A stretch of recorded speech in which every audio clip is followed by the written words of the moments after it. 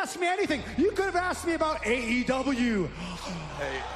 All Elite Wrestling celebrated its first year anniversary, and by all looks, it's not going anywhere anytime soon. However, are there actually any differences between AEW and WWE? Well, join us now as we look at the differences between the two promotions, as some are minor, while others are substantial. Be sure to subscribe and hit that notification bell for daily wrestling videos, and follow us on Facebook for exclusive lists.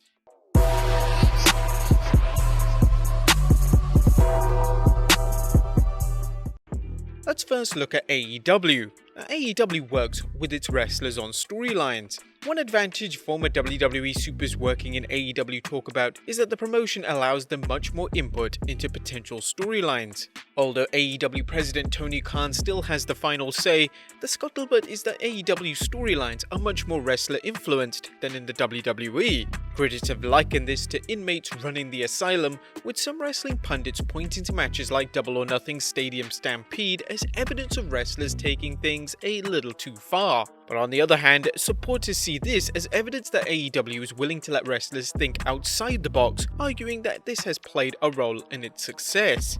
AEW has a much more relaxed schedule. Professional wrestling isn't known for its easy schedule, with wrestlers spending days or even months away on the road from their friends and family. However, AEW is completely different, as its wrestlers are expected to work a maximum of 2 shows per week, barring quarterly pay-per-views, but that being AEW Dark and Dynamite. While AEW wrestlers can work other shows such as indie shows with the company's approval, there is no comparison between the WWE's grueling road schedule and AEW's, although as fans know, the WWE schedule has been greatly scaled back due to the COVID pandemic. AEW has less television and pay-per-view. This can be seen as both a blessing and a curse. AEW has far less television time than the WWE, as well as pay-per-views, which means there is less chance of oversaturating the market. This also allows AEW to build up storylines over time and avoid airing the same matches between wrestlers, something which distinguishes itself from the WWE. On the other hand, AEW's limited television time means it has less opportunities to develop new characters, and it takes longer to do so.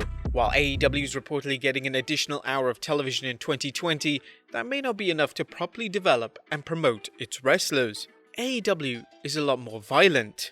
The use of blood may seem barbaric to some fans, and there's no question it's an old-school promotional style. However, AEW is likely counting on this, hoping to bring back old-school fans who grew up watching wrestlers get busted open, presenting what some see as a more physical style than the WWE. Oh, Matt Hardy is bleeding profusely. Whether this works or not depends on your point of view. Something can be extremely violent without showing blood, but AEW's willingness to show it, not only on pay-per-view but television, is a marked difference from the supposedly family-friendly WWE. While AEW's broadcast partner TNT seems fine with the use of blood, there are health risks involved, including the spread of COVID-19, but more importantly, blood-transmitted diseases such as hepatitis. For now, AEW seems fine with the presentation of blood and guts, as Vince McMahon labeled the promotion, and there's no sign of this stopping.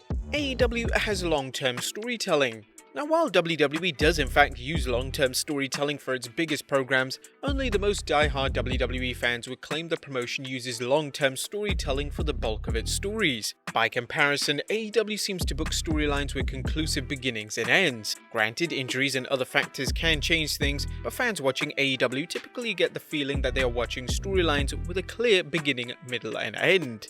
Whether it's the self-implosion of Kenny Omega and Adam Page, Jon Moxley's quest for the AEW World Championship, or Orange Cassidy's feud with Chris Jericho, AEW doesn't book its shows on the fly. Instead, they craft them with the next few weeks' shows in mind. And AEW works with other promotions. When was the last time you saw a WWE superstar working in another promotion? At AEW, this happens on a regular basis, as the promotion has brought in several indie stars for special appearances, brought in wrestlers from other promotions such as the NWA Women's World Champion, Serena. Great battle. Traded talent with other promotions such as AAA, and allowed its wrestlers to compete in New Japan Pro Wrestling. This allows AEW to showcase its wrestlers in other promotions and test the waters for outsiders who may fit in well with AEW.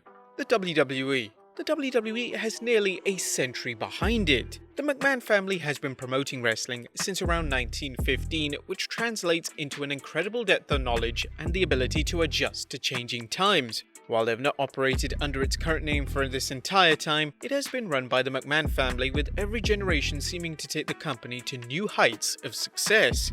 The saying, "too big to fail," comes to mind, and although this maxim has been proven wrong, they have considerable momentum behind it and a large cash reserve, which means that it can weather all but the biggest of blunders. And yes, there have been some blunders in the past. Don't let the truth get in the way of a good story.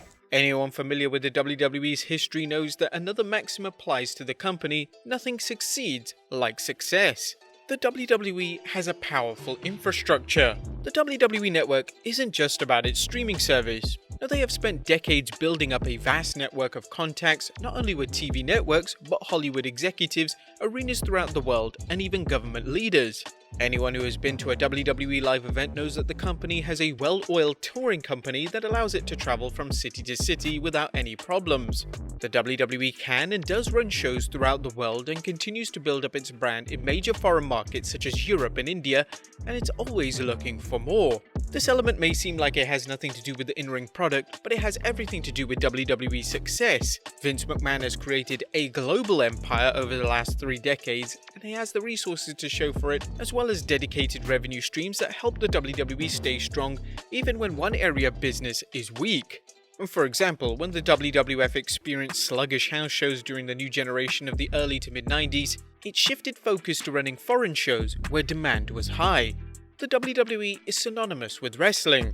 Its long history also comes into play in it being synonymous with professional wrestling, as how many times have you heard newscasters refer to something right out of WWE when they refer to an over-the-top happening or scene of mass violence? Even when WCW ruled the wrestling world in the Monday Night War, it was often referred to as the WWF. You can be sure if you mention professional wrestling to a non-fan, they're going to say WWE. But if you think about it, this can be a great advantage, whether it's selling television time to a network, getting the rights to run a live event in an arena, or getting a licensing deal. The WWE relies on a storytelling hierarchy. It's been established over time that they have a complex hierarchy of writers and other personnel that create WWE's various content every week. This includes writers from Hollywood and other creative minds the WWE will feel will make for an entertaining product that appeals to a mainstream audience rather than a niche of fans. Considering the hours of WWE programming has to fill, this isn't a bad idea, as it makes for what should be an efficient system. On the other hand, the complaints that Vince McMahon is surrounded by yes men who have no idea what professional wrestling is about is often raised. The WWE has a developmental territory. Vince McMahon has a vision of what professional wrestling is and what he expects from his wrestlers in the ring.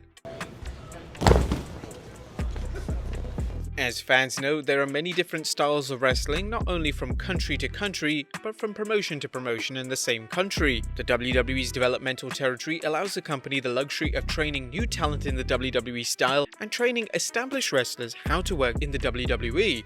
It also allows them to experiment with its traditional formula and see what might be new ways to promote matches. While history has shown Vince McMahon has little use for anything that deviates from his vision, the WWE's developmental territory still is the place to experiment, regardless of what happens on the main roster. The WWE has a larger roster. AEW continues to expand its roster, and few would argue it has a talented group of performers. Nevertheless, the WWE is in a class all by itself. Don't believe us? Just look at the number of wrestlers released on Black Wednesday, a group so big they could have formed the roster for their own promotion. The promotion is brimming with talent, so much so that its enhancement talent could be major stars in other promotions, and in some cases were before they came to the WWE. Fans may not like how the WWE uses all of its wrestlers, but there is no denying it has a small army of extremely talented men and women. And the WWE runs house shows. House shows are another difference with positive and negatives. The positives are that it allows WWE superstars a chance to supplement their income with merchandise sales, practice their in-ring skills, and connect with the fans. The downside is that house shows have often been a money-losing proposition for the WWE, and at one point there was talk of curtailing them, and that the rigorous schedule was hard on superstars' bodies and morale. The WWE has announced it's resuming house shows in 2021, but it remains to be seen whether the promotion will limit the number of shows they make. But there you have it, guys, the difference between AEW and the WWE. Be sure to comment down below, subscribe if you haven't already, follow us on Instagram and Facebook for exclusive lists, and I'll see you next time with some more wrestling content.